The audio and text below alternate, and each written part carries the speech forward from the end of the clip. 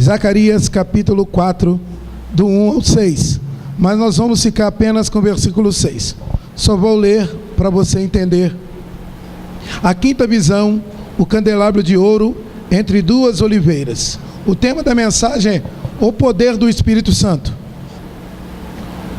Tornou o anjo que falava comigo e me despertou como a um homem que é despertado do seu sono. E me perguntou: que vês?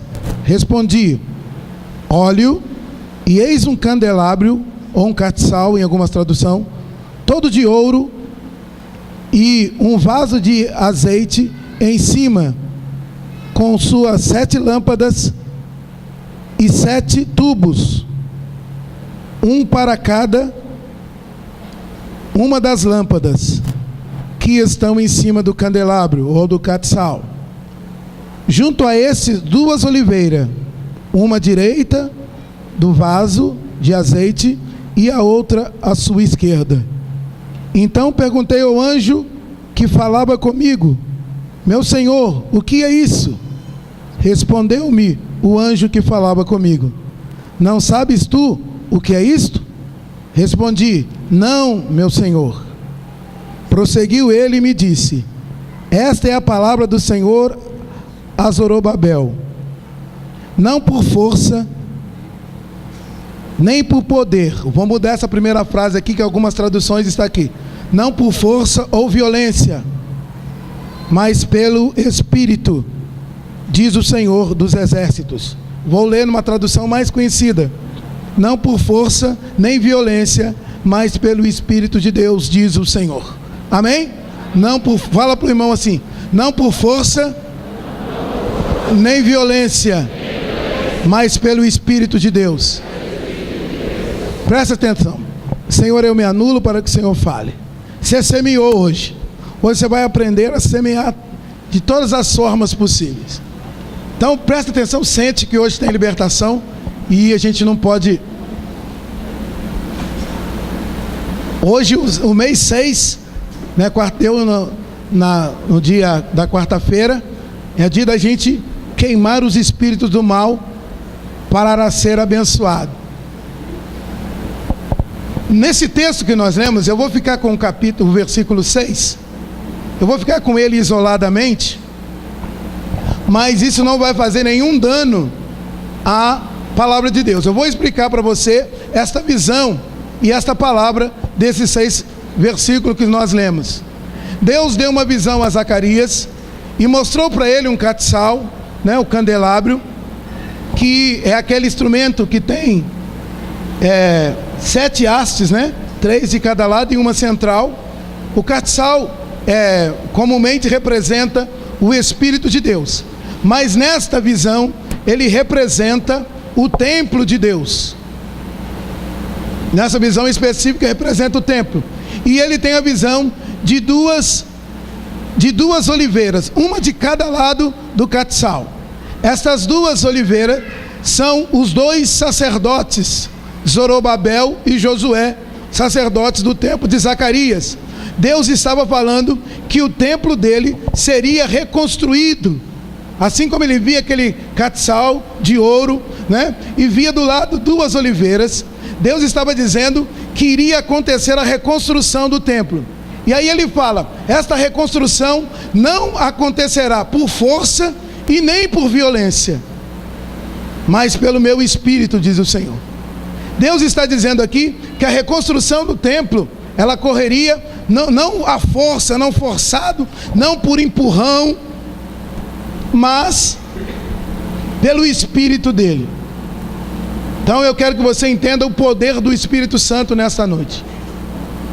E se você perguntar: mas esse livro é o penúltimo do Antigo Testamento, não dá para explicar tudo agora. Faça a escola de líderes que você vai entender. Os livros do Antigo Testamento, os únicos que estão numa cronologia certa é o Pentateuco: Gênesis, Êxodo, Levíticos, Números e Deuteronômio. Os outros não estão numa cronologia correta, né? Então você tem que estudar a Bíblia para se inteirar que quando aconteceu isso, quem eram os contemporâneos de Zacarias, né? E Zacarias foi, por exemplo, contemporâneo logo após a volta do povo do cativeiro. Então ele foi contemporâneo de Esdras, de Neemias. Então você vai ver que Neemias está bem antes de Zacarias, né? Então precisa estudar, fazer a escola de líderes ou estudar a Bíblia para você entender a cronologia. Hoje está tudo muito mastigado, né? É bom, mas ao mesmo tempo não é. Existe a Bíblia na forma cronológica, mas eu acho que a Bíblia em forma cronológica é para preguiçoso. É bom ter, mas é bom você conhecer a Bíblia como ela é. E esse ano, se Deus permitir, era para ser feito ano passado, nós vamos fazer aqui 7.000 anos em um dia. Você tem que estar disposto. A gente começa num feriado de manhã, para um lanche e termina à tarde. 7.000 anos da Bíblia em um dia. Se você estiver disposto, já fizemos isso em 3 horas, há uns 10 anos atrás. Mais 10 horas, fica um monte de... 3 horas, ficam detalhes para trás. Então faremos em um dia, 7.000 anos em um dia. Amém? Você tem que saber isso. Quem sabe, diga amém. Sabe mesmo? Então não é fácil saber não, mas a gente pode explicar para você. Vamos fazer. Então Deus levantou Zacarias, deu-lhe uma visão, deu o entendimento da visão também, e Deus fala com ele: a reconstrução não será por força nem por violência, será pelo Espírito de Deus. A força e a violência, né, o emprego da violência é a arma dos tolos. A violência, o emprego da força é a arma dos tolos. Há um homem na história mundial que ele não era crente a Jesus, mas era um homem de um coração pacífico, todo mundo conhece, né? Chamado Mahatma Gandhi, que caminhou quilômetros na Índia apregoando a paz com os ingleses para conseguir a libertação da Índia, né? Deixar a Índia deixar de ser colônia da Inglaterra. Ele não usou força, não usou arma, não incentivou ninguém a pegar arma, mas ele usou a sua capacidade de negociação pregando a paz. O Gandhi estava dentro de um padrão que Deus quer que a gente haja, né? De paz. E o crente, ele tem que entender isso, que a violência, né, muitas vezes é a arma do covarde, o emprego de força, a arma dos tolos. Deus não nos fez para ficar agindo de violência um com o outro. O que Deus quer falar com você esta noite? Toda obra de Deus é feita pelo Espírito Santo. Você sabia disso? Eu costumo dizer, vou dizer aqui de novo, na criação.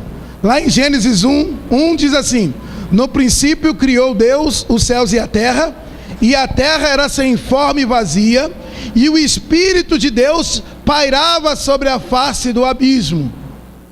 3. E disse Deus: haja luz, né? No latim, fiat lux, haja luz, e houve luz.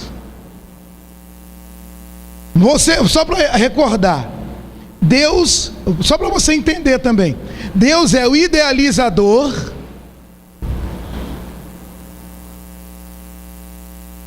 a voz que disse haja luz é o verbo, é Jesus, que por ele foi feita todas as coisas, né? E quem agiu fazendo acontecer todas as coisas, a Via Láctea, os planetas, né, as estrelas, todo o cosmo, foi o Espírito de Deus. O Espírito de Deus fez aqui na terra toda a vegetação, todos os animais. E quando foi fazer o homem, a Trindade se reuniu, o conselho da Trindade reuniu e disse: vamos fazer algo bonito, raro, moldado por nós. E aí fizeram o homem. E lá em Gênesis diz: e quando Deus fez o homem, ele disse: é muito bom. Toda a criação foi executada pelo Espírito de Deus. Hoje nós estamos aqui e o Espírito de Deus está em nós e está sobre nós. Quando Sansão foi consagrado para ser o nazireu de Deus, o Sansão, ele recebia sobre ele a virtude de Deus e ele enfrentava os inimigos. E o Sansão só conseguia vencer os inimigos por causa do poder de Deus que havia nele, pelo poder do Espírito Santo. A Bíblia diz lá: e apoderou-se o Espírito de Deus em Sansão. Ou seja, toda a obra de Deus na nossa vida é feita pelo Espírito de Deus. Tanto é que a função do Espírito Santo na minha vida e na tua vida, a palavra já diz tudo: Espírito Santo, que não tem mancha, que não tem mácula, que é perfeito. A função do Espírito Santo é nos aperfeiçoar para que nós possamos ficar parecidos com Deus, para que nós tenhamos a fisionomia de Cristo. Para isso, o Espírito Santo trabalha em nós. Ninguém consegue forçar uma transformação por mais de 15 dias. Você sabia disso? Por mais de 15 dias, ninguém, o homem mau não consegue forçar que é bonzinho por mais de 15 dias. Uns não conseguem 3 dias, porque a malignidade dentro dele é tão grande que em algum momento ele expõe a malignidade. A pessoa que tem o costume de falar palavrão, né?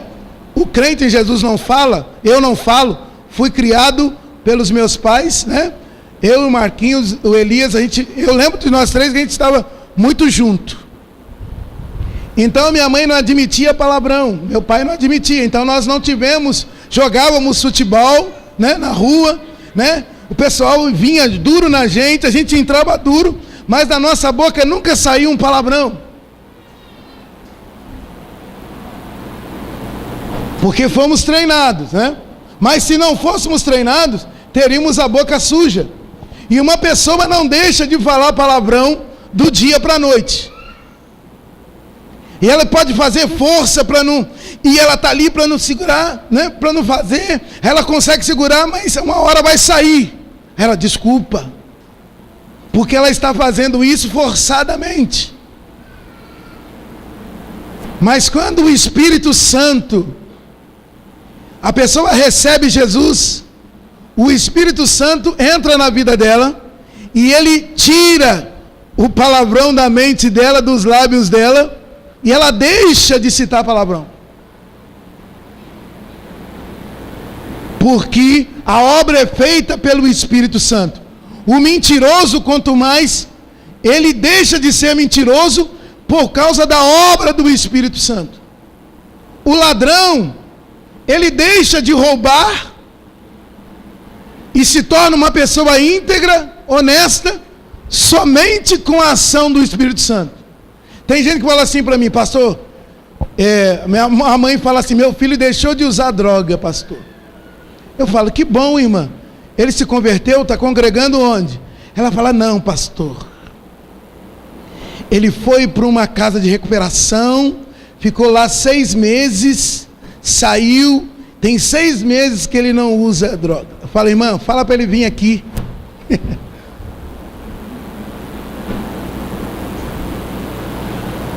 Porque quem liberta é o Senhor Jesus na pessoa do Espírito Santo.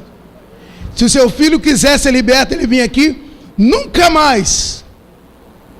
Foi o caso desse moço aqui, fica em pé. Esse camarada, ele não fumava, ele era uma chaminé ambulante. Era maconha, né? Cocaína, mais o quê? Crack. Isso há 3 anos atrás, né? Jesus libertou ele, hoje ele tem nojo. Amém? Jesus libertou. O poder do Espírito Santo. Quem está entendendo? Então, a obra redentora, né, é feita pelo Espírito Santo. Jesus morreu para nos salvar, E hoje, quando eu saio para pregar para uma pessoa, eu prego para ela na unção do Espírito de Deus. Porque uma pessoa pode falar de Jesus para outra: Jesus te ama. Esse é o maior chavão do evangelismo. É um chavão verdadeiro que você pode repetir.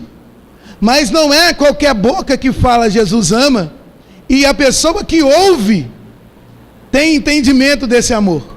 A pessoa, para falar para outra assim, Jesus te ama, ela precisa ser cheia do Espírito Santo. Por quê, pastor?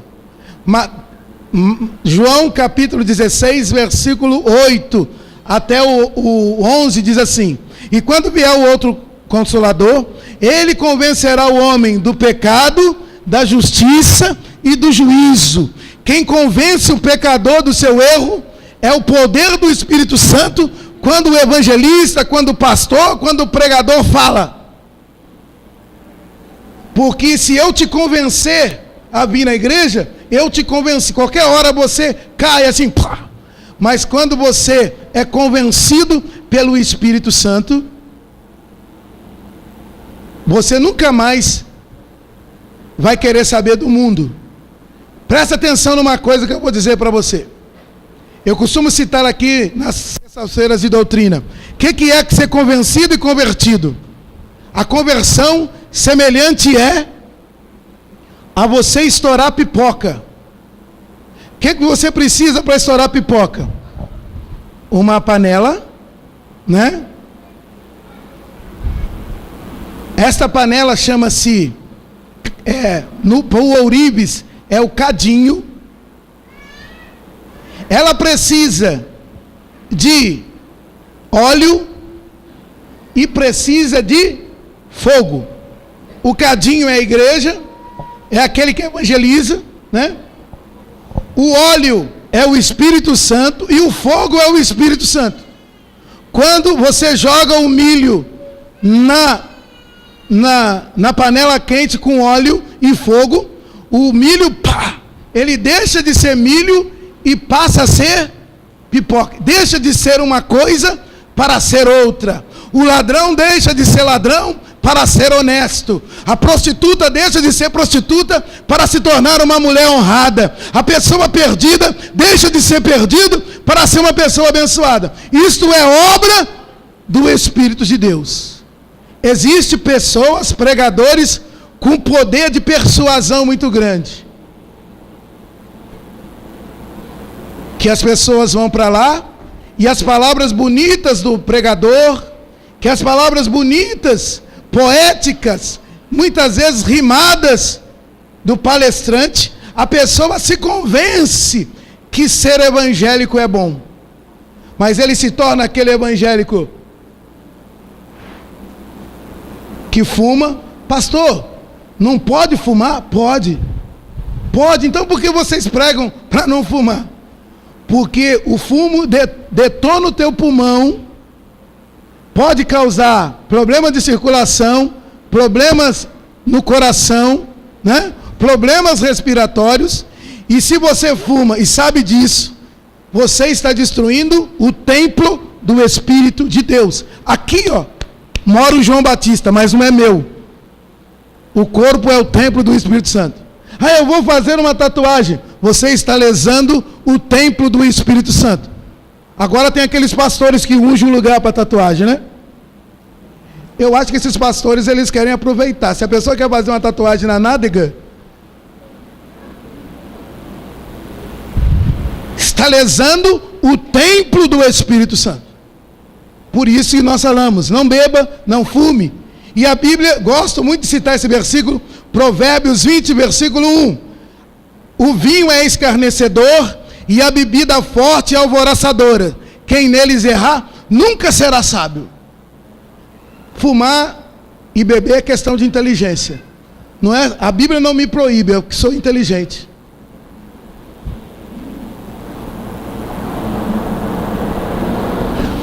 Você entendeu, né? O Espírito Santo é quem convence o homem.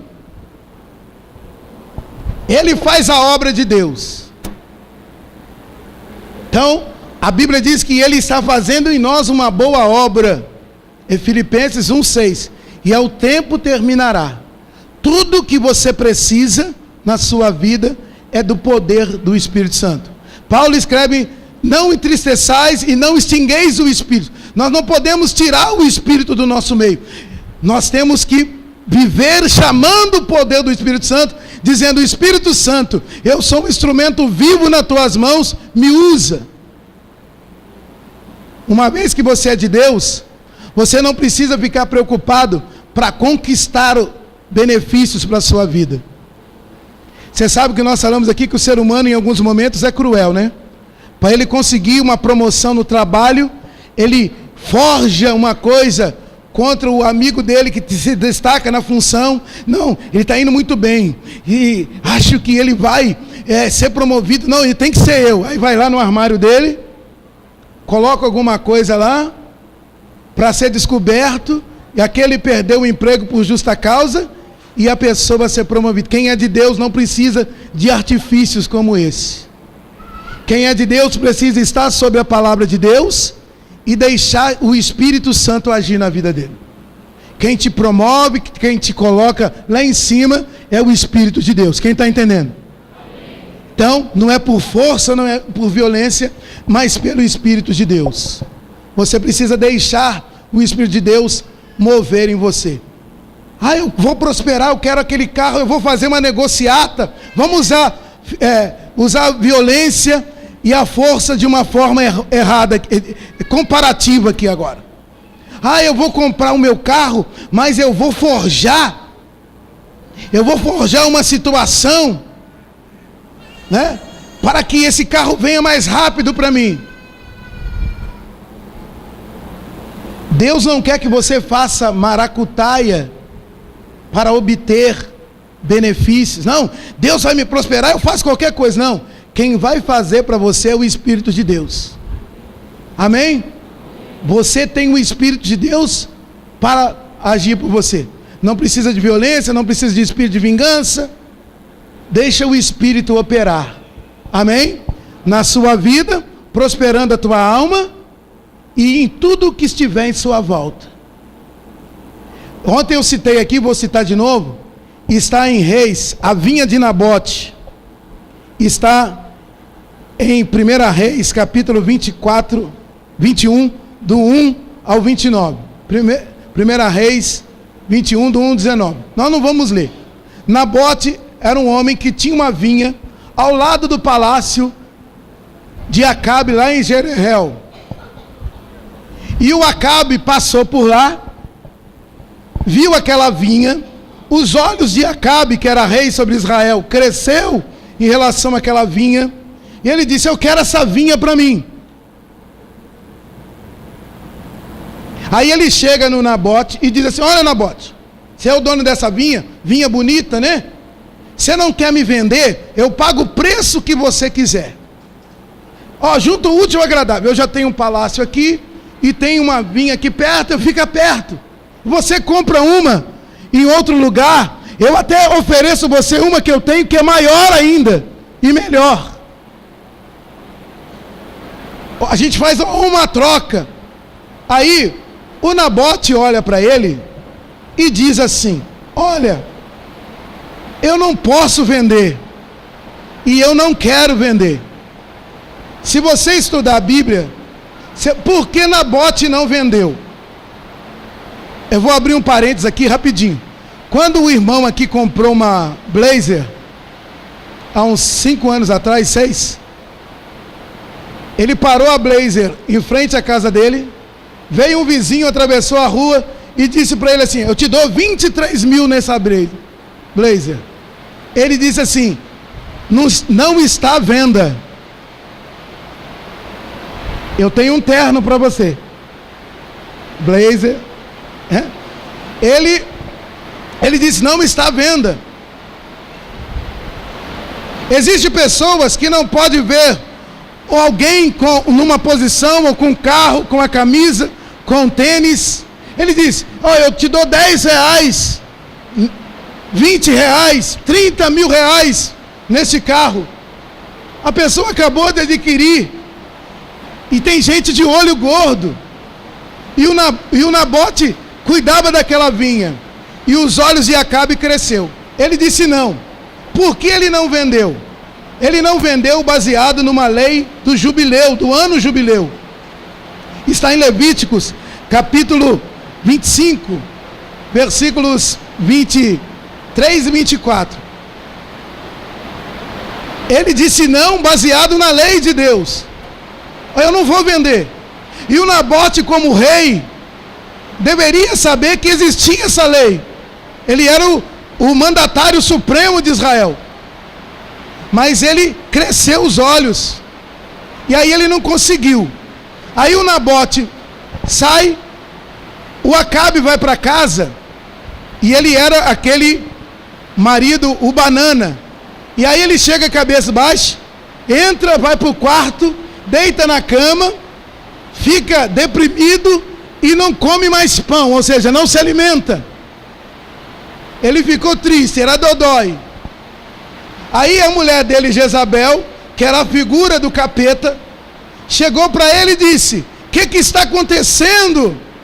Ô Acabe, que você está triste, não quer comer mais, você não comeu hoje. Ele disse: Jezabel, o Nabote não quis vender para mim a vinha, eu queria comprar vinha. O homem da casa era Jezabel. Quem cantava de galo lá era Jezabel. Ela era o abacaxi na vida do banana. Aí ela disse: deixa comigo. Ela achou 2 homens que falou para eles criar um testemunho falso sobre o Nabote, que o Nabote havia blasfemado contra o Deus vivo, né, que é o Deus, o nosso Deus. E esses homens foram, falaram isso, e a pena para quem blasfemasse era apedrejamento. Esses homens chegaram, 2 testemunhas: esse homem blasfemou contra Deus. Aí a multidão gostava de uma execução, já começou a pegar pedra, e jogaram pedra no Nabote até ele morrer. Aí ele morre. A Jezabel chega em casa e diz: Acabe, pode ir e toma posse da vinha de Nabote, porque ele morreu. Você está entendendo? Quem está ouvindo aí?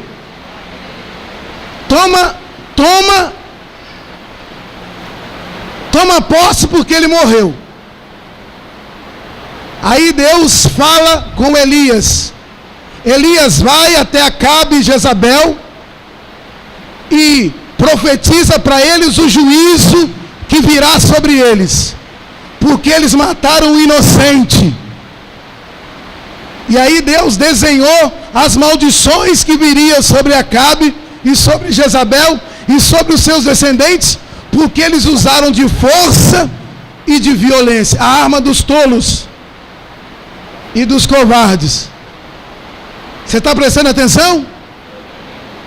Tem gente que acha que vai conquistar, vencer nessa vida. Eu preciso conquistar para dar testemunho, para o Madeira gravar o meu testemunho. Você não tem que conquistar, não é por força, nem por violência. Você precisa estar firme com Deus, para que o Espírito Santo te leve no lugar de honra. Você está entendendo? Ontem, a irmã me deu testemunho. Levanta a mão. Deus mandou dar uma palavra profética quando ela estava ali, depois mandou chamar ela no altar. Ela disse: pastor, já aconteceu. Não é por força e nem por violência, mas pelo Espírito de Deus. Você tem que crer, amém? Você precisa crer no poder de Deus. Crendo no poder de Deus, vai se abrir para você um mar de possibilidades. Outro caso está em 2 Reis 18, do 13 em diante. Fala sobre Senecaribe, ou Senecaribe ou Senacaribe. Era um rei assírio, um rei muito cruel, que levantou um grande exército contra Israel. E ele mandou o seu porta-voz, Rabsaque, chegar no rei Ezequias.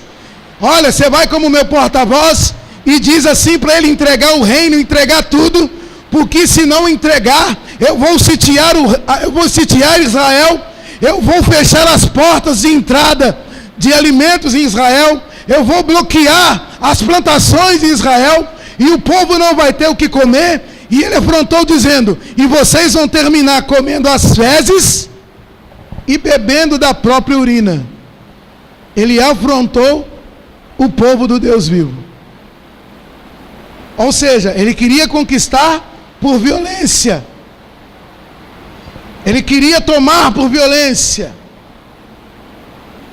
Você não precisa: meu vizinho não gosta de mim. Ora por ele.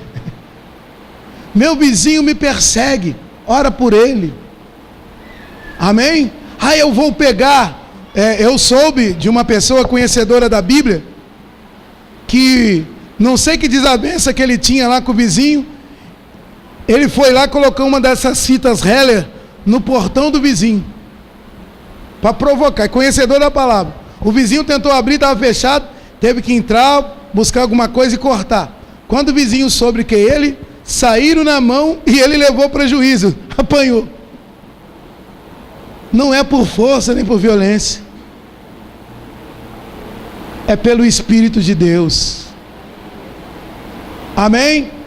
Por isso que aqueles que são dirigidos pelo Espírito de Deus são levados ao lugar de vitória, ao lugar de honra, porque quem te exalta é o Espírito Santo.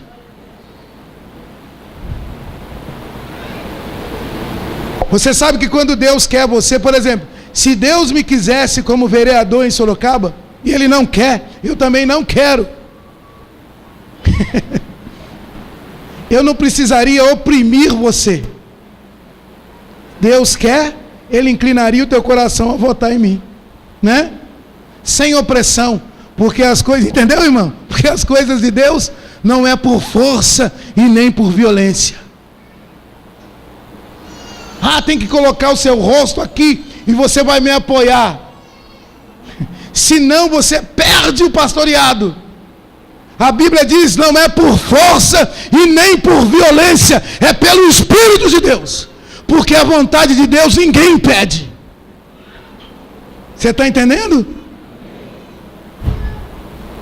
Eu sou 100% Bíblia. Até para aceitar Jesus, como nós falamos, eu não posso forçar. Aceita Jesus, senão você morre. É o Espírito que convence. Deixa a idolatria. Outro dia a moça veio aqui e trouxe o livro, né, com seus adereços cheio de santinhos de idolatria. Ela falou: eu entendi a palavra, pastor. Aceitou Jesus aqui comigo no projeto de vida. Ela está aqui? Onde? Está ali. Esse é seu filho, né? Aceitou Jesus, não foi por força nem por violência, mas é o Espírito de Deus que age. E quando o Espírito de Deus convence, a minha mãe sempre dizia assim: Deus, quando entrou na vida do meu pai, que era um alcoólatra, ela falou assim, ele entrou na igreja num dia, quando ele voltou para casa, ele falou: encontrei um lugar maravilhoso, tem um neguinho pregando, um homem neguinho pregando Jesus, e ele falou tanta coisa boa, a minha vida mudou. Ela falou: naquele dia de setembro de 57, nunca mais ele bebeu, nunca mais ele fumou. E era um camarada firme, dizimista fiel, homem de oração. Estava lembrando esses dias que a gente sentava no banco assim, ele colocava dinheiro na nossa mão para a gente ofertar, todos os meninos. Aí passava a salva, a gente ofertava. O mais esperto era o Marquinho.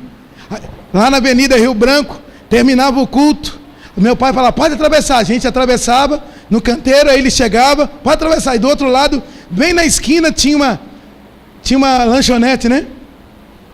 E tinha aqueles baleiros. O Marquinho um dia saiu do culto, correu. Meu pai, ele entrou logo na lanchonete: me dá bala. E deu a moeda. Meu pai falou: de onde você tirou essa moeda aí? Aí eu falei pro pai: é da oferta. E com o Marquinho era o xodó dele. Ele falava assim: não, filho, vem cá, dá pro pai aqui. Esse você vai dar na igreja. O pai dá para você comprar. O que é de Deus e ninguém toma.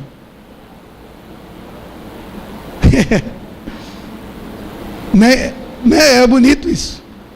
Deus mudou. Minha mãe fala, quando Jesus libertou ele do vício, nunca mais eu tive um homem estranho chegando dentro de casa, com vocabulário ruim. Ele passou a ser um camarada de oração. Já citamos aqui.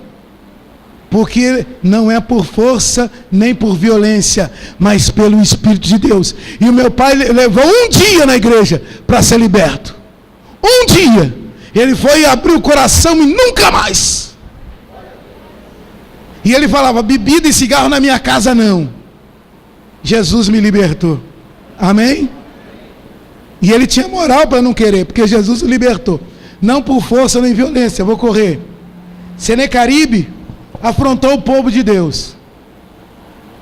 Mas numa noite, Deus enviou um anjo para ir contra o exército de Senecaribe. E naquela noite o exército dele foi destruído. E um dia estava Senecaribe no templo do deus Nisroque, adorando Nisroque, e ele estava lá, e entrou os dois filhos dele, o Adrameque e o Seraque, e mataram o pai à espada, os dois filhos. Aí eu vou dizer uma coisa para você, se você tem Bíblia, se não tem, anota aí.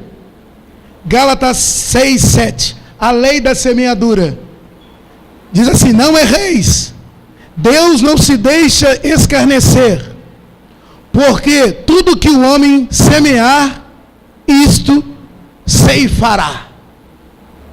Existe a lei da semeadura, Gálatas 6:7.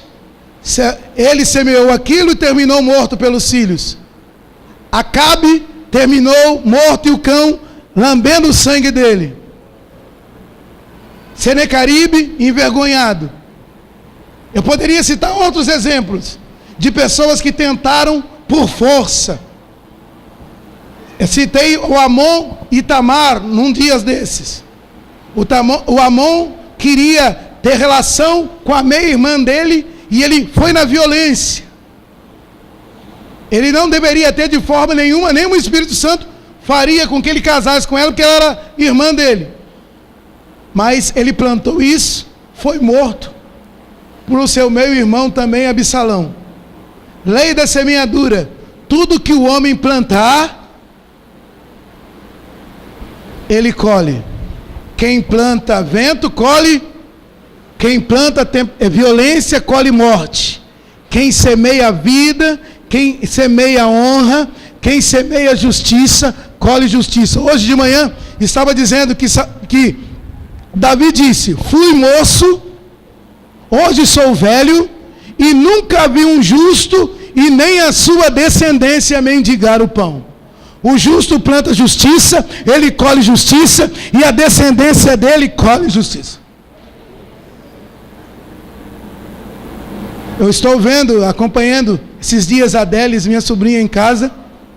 Ela está colhendo aquilo que o vô Geraldo plantou, que o pai dela ensinou para ela, porque se você plantar justiça, você vai colher justiça nos seus filhos. Alguém fala assim, mas são 5 pastores na família, 5 e 1 que já está na glória. Mas é porque a dona Luzia e o seu Geraldo plantaram no terreno mais fértil de Deus. E eles estão colhendo hoje isso. Tudo que você planta, você colhe. Então, saiba disso. E saiba, não é por força e por violência. Agora eu quero contar para você uma coisa interessante. Em Lucas, capítulo 1, está escrito assim, a anunciação de Jesus. No 6º mês, foi o anjo Gabriel a uma virgem que estava, se eu não me engano, em Nazaré, que estava despojada com um varão, cujo nome era José. E ele chegou e disse, salve a agraciada. Ou em outras traduções, a tradução Scofield, ele diz, seja bendita, favorecida. O Gabriel chega até Maria. Maria estava desposada, estava noiva de José. José, descendente de Davi, e Maria também, descendente de Davi. Eles eram primos.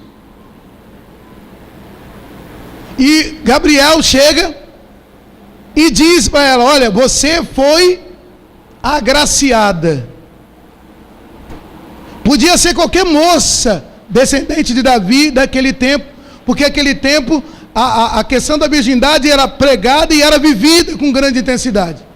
Por isso que ele fala para ela que ela foi favorecida, ela recebeu o favor de Deus. Ela não era nenhuma pessoa especial, ela tinha as condições precípuas para gerar Jesus.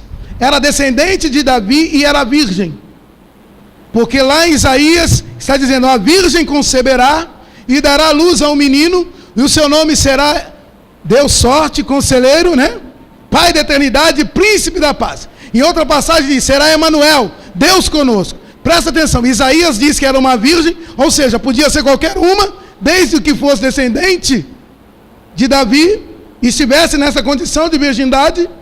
Mas o filho tem nome: Emanuel, Deus conosco. Então a importância na história da Bíblia é Jesus. Eu vou falar de Maria rapidinho para você entender. Tem gente que exalta Maria. Nós respeitamos a figura dela, como respeitamos de Elias, como respeitamos de Davi. Mas se eu for seguir ao pé da letra quem deveria ter mais honra, se eu acreditasse que Maria se manteve virgem todo o resto da sua vida, quem deveria ser exaltado na mesma altura que ela era José, que ele casa com ela e segura a maior onda do mundo, Para pensar. Mais santo deveria ser ele. Tem gente que fala assim: há uma doutrina católica que diz que José era casado, a mulher morreu e a Maria era a segunda mulher dele. Eu destruo essa tese pela Bíblia. A Bíblia diz que quando Jesus ia pregar, ia Maria e os irmãos de Jesus. Se eles eram filhos de José do primeiro casamento viúvo, que Maria ia levar marmanjão pela mão para ouvir um camarada de 30 anos pregar que era o filho dela? Seja inteligente, Deus nos deu uma... O centro da Bíblia chama-se Jesus Cristo. Há 15 anos que eu estou escrevendo, e está lá no computador, toda a verdade. E eu comecei a escrever o capítulo 4 em especial. Jesus versus Maria. Maria você deve respeitar, mas adorado só Jesus. E vou provar para você que ela não deve ser adorada.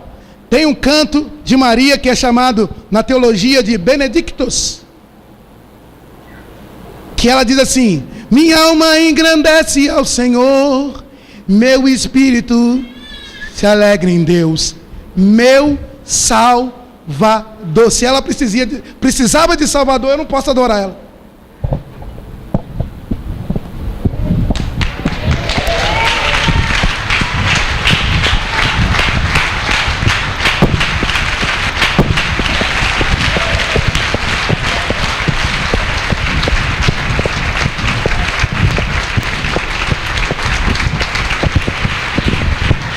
Adoro só Jesus. É Bíblia isso. Não estou aqui para criar doutrina torta para você seguir, não. É a palavra. Está escrito. E eu provo para você em todas as Bíblias que eu tenho em casa. E está escrito no capítulo 1 de Mateus, versículo 28. E não conheceu José a Maria até o nascimento de Jesus. Ou seja, não coabitou com ela. Mas vamos ao essencial aqui. Aí Gabriel disse para ela assim: você vai ser mãe. Ela vira para ele e diz assim: mas como eu vou ser mãe? Eu não conheço homem. Eu nunca tive relação com homem. Ele quis dizer: exatamente por isso que você foi escolhida. Ela disse: mas como isso vai acontecer? Deus já tinha preparado José, ela vai precisar de você, porque quem vai gerar, presta atenção, em ciência isso, hein? O primeiro bebê de proveta da história chama-se Jesus Cristo. Você não vai aplaudir Jesus, não?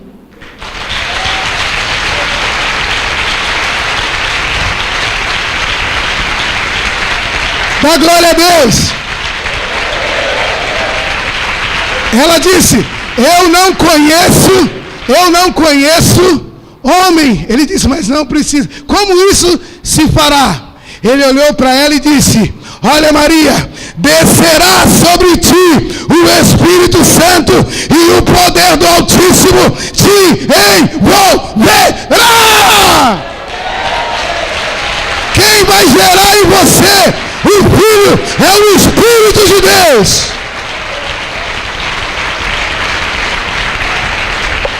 Gerado pelo Espírito Santo. É duas coisas que eu gosto de falar. É sobre bebê de proveta, porque é aquele bebê que não é feito da forma natural, a coabitação de homem com mulher. Só que o bebê de proveta do homem, ele precisa do sêmen do masculino, que é manipulado em laboratório, colocado no óvulo e injetado na mulher. O Espírito Santo fez o sêmen e o óvulo injetou em Maria. Aí eu vou provar uma coisa para você na ciência. A ciência está todinha a favor da Bíblia. Tem uns pastores que ficam brigando com ciência, eu sou a favor da ciência. E na maioria dos casos. Até no Big Bang. Porque aquele Big Bang não aconteceu por acaso. Tinha uma mente inteligente por trás que fez tudo acontecer. Eu não acredito em acaso, eu acredito em propósito. Amém? Quem está entendendo? O Espírito Santo gerou Jesus e foi colocado. A ciência diz que quando a criança está no ventre da mãe, ela recebe alimentos via mãe, mas o sangue da mãe não se mistura com o sangue do filho. Tanto é que tem criança que a mãe é um tipo de sangue e o filho é outro. Porque se misturasse dava um piripaque e morria a criança. Isso comprova que o sangue de Jesus tem poder, não tinha a natureza humana naquele sangue, é por isso que o sangue de Jesus nos liberta de todo o pecado. Você tem que ir em fundo, Vou citar a segunda coisa que a ciência faz hoje, que você já sabe. Clonagem. O primeiro clonador foi Deus. Ele fez Adão cair num sono profundo, tirou uma costela e formou uma mulher. Isso é clonagem. A diferença da clonagem de Deus para o homem: se tirar um pedaço meu, manipular ele, colocar numa mulher, vai nascer um menininho igual eu era. Igualzinho. Só que vai ser menino igual a mim. Deus tirou do homem e fez diferente. Fez a mulher. A ciência não consegue fazer outro sexo.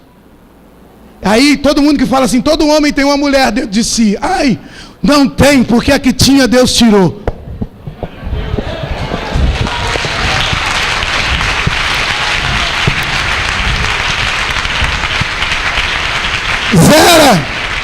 Zera. Amém? É por isso que a gente tem que ser Bíblia. É o livro mais inteligente do mundo. Eu sentei com um médico que falou que Deus não existia. Aí eu fui lá com ele assim no citoplasma. Você sabe o que é isso? Lá no citoplasma tem lá dentro do núcleo. Membrana, citoplasma e núcleo, tem um núcleo. Lá dentro do núcleo tem um negócio invisível a olho. Tem que aumentar o microscópio para ver a célula, já tem que usar o microscópio. Tem que aumentar, vai descobrir algo chamado aparelho de Gold. Quem estudou ciência sabe disso, né? Estou falando de coisa que eu estudei no ginásio, colegial. Lá nesse aparelho de Gold, ele tem um dispositivo inteligente que dispara um time de quando você precisa de energia, e a energia acumulada dentro da célula sai para o teu corpo e te alimenta. Você acha que isso é coincidência? Você acha que isso é coincidência? Você acha que isso é coincidência? Isso é uma mão de um Deus vivo, todo poderoso, santo, reto, que está aqui para te abençoar. Ele vai te abençoar. Esse Deus inteligente, esse Deus poderoso, Ele vai te abençoar. Por quê? Porque descerá sobre ti o Espírito Santo, e o poder do Altíssimo vai te envolver nesse ano. Deus vai te dar inteligência. inteligência criativa. Deus vai te tirar de casa e vai levar você em lugares que você nem imagina. Eu já tive N experiência. Deus fala comigo: sai de casa, vai em tal lugar, porque eu preciso de você lá agora. Eu falo: mãe, estou saindo para fazer uma visita. Toco a campainha, a pessoa: pastor, eu estava precisando. Uma vez o demônio ia matar uma moça, manifestou furioso lá: o que você veio fazer aqui, desgraçado? Eu ia matar ela hoje, ela ia tomar os comprimidos. Eu mandei ele buscar os comprimidos, trouxe aqueles comprimidos tarja preta que ela ia ingerir, porque estava cansada da vida. A outra vez foi a irmã Neuza. Outro dia eu estava contando para Bruno e para o Tiaguinho, que eu parei o carro na Pássaro Tour ali, podia parar. Eu parei o carro numa tarde da bênção. Quando eu desci, você já conhece essa história. Quando eu fechei a porta, Deus disse para mim assim: meu servo, hoje você não vai pregar, vai fazer a visita que você precisa. A minha serva vai fazer o que você faria. Quando ele falou isso, era a Rosa. A Rosa nunca tinha pregado, só cantava na tarde da bênção. Cadê ela? Né, Rosa? E ela segurou a onda. Quando eu desci, eu fui a pé, nem fui de carro. Olha como o mover de Deus é interessante.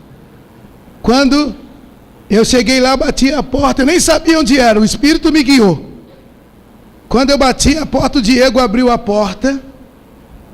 O Anselmo conhece a família bem. Ele disse: mãe, é o pastor.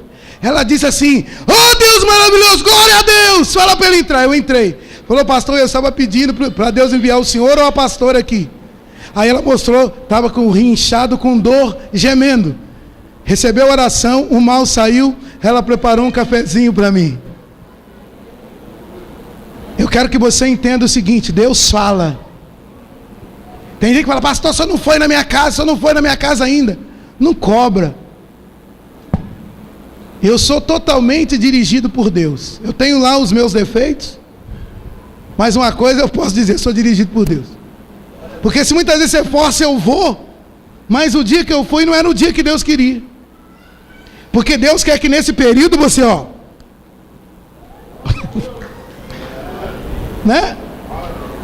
Eu sou dirigido pelo Espírito de Deus.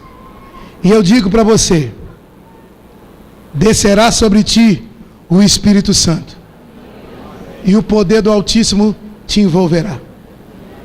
Outro dia eu tive uma prova disso. Estava compartilhando com o Tiaguinho aqui sobre algo que Deus mandou dizer. E aí eu falei, a pessoa não gostou. E em 10 minutos, passado já algum tempo, muitos meses, muito tempo, quase um ano, um detalhe desse tamanhozinho, Deus falou comigo: foi bom você ter falado, esse detalhe diz tudo. Falei: oh Deus, eu sou dirigido pelo Senhor. Amém? Descerá sobre ti o Espírito Santo, e o poder do Altíssimo te envolverá. Quer ver? Eu citei isso aqui. Um dia eu estava ali, cumprimentei o Carlos Augusto e a namorada dele. Conversamos, rimos. Aí quando eu estava saindo assim, Deus falou assim para mim: diz para ele que ele tem que falar algo para ela, que ela está querendo ouvir, e tem que ser hoje. Aí eu cheguei para ele: ó, Deus, mano, você tem que falar um negócio para ela, que ela precisa ouvir hoje, não pode ser amanhã. Ele ficou metido. Não foi? Esse Deus, quando fala, não é batata? Aí ele falou. Olha lá, está até sorrindo. Deus fala. Eu quero que você entenda o seguinte: Deus fala. Quer ser abençoado? Fique em pé. Você quer que eu sou profeta de Deus? Amém. Que a pastora é profeta de Deus? Amém. Que o pastor Marquinhos é profeta de Deus? Amém. Que nós estamos debaixo de uma unção poderosa? Amém. Que esse projeto não é brincadeira? Amém. Ele é pensado o ano inteiro para você ser abençoado. Assim como eu estou pensando nos acampamentos, eu penso no projeto. O Paulinho e o Madeira vivem comigo o projeto de vida, comigo e com a pastora. Eles ficam: pastor, já tem o tema? Eu estou à disposição para desenhar, para fazer. Fala: calma que Deus vai dar. Esse projeto é forte, é algo de Deus. Deus tem algo para a sua vida. Feche seus olhos. Senhor, abençoa o meu julho. Eu determino a entrada do segundo semestre vitoriosa para mim. A saúde, a paz familiar, a conversão estará na minha casa. Em julho, eu terei na minha vida haveres, multiplicação. Eu determino julho abençoado para minha casa, para minha família, porque 2015 a morte foi vencida, o destruidor, o devorador, o migrador foram destruídos da minha vida. Deus visita a minha casa com poder e graça, porque eu abro as portas para o Espírito Santo, para os anjos dos céus, porque o mal está fora, porque o meu julho será abençoado, como foram abençoados todo o primeiro semestre deste ano. Eu digo que já foi, porque eu já determinei, e será conforme a minha fé. Eu creio, eu creio, eu creio, eu creio, eu creio, eu creio, porque descerá sobre mim o Espírito Santo, e o poder do Altíssimo me envolverá. Fala assim: a palavra dói, mas ela cura. Ela cura. E eu sou curado. Ela cura. E depois, a palavra de Deus é como favo de mel. Porque depois de curado, eu conheço realmente o que é o poder de Deus. Ela dói no coração do pecador, mas para o pecador arrependido, ela é mel, doce como mel, e satisfaz. E eu quero, Senhor, a tua palavra. Na verdade, ela é mais doce que o mel. Eu quero esta palavra na minha vida.